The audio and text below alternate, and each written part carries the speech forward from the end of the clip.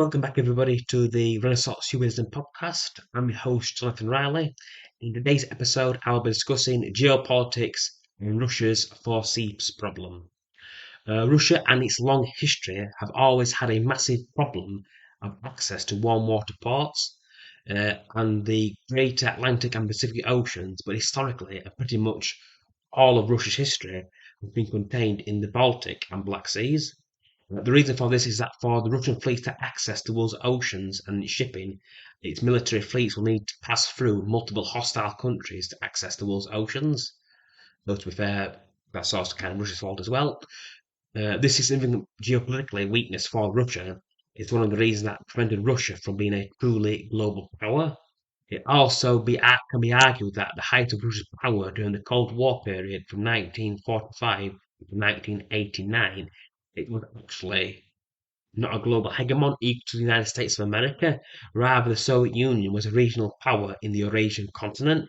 In contrast, the United States had access to the Atlantic and Pacific Oceans. It dominated North American continent with no rivals to American power, since America took out the remaining European empires in the late 19th century with the American-Spanish War of 1893. That was over Cuba. Now we have the Ukraine war, which has been ongoing conflict since February 2022, which is putting greater stress on Russia's Federation war fleets being split in the Baltic, Black Sea, Arctic Sea, and Pacific. Russia's inability to unify its naval presence across the four major seas is a bad sign for Vladimir Putin and the Russian war effort because it cannot effectively concentrate its forces in each of the four seas, hence Russia's long-standing four seas problem. Russia's vast swathes of territory makes it a logistical nightmare to float a navy as well.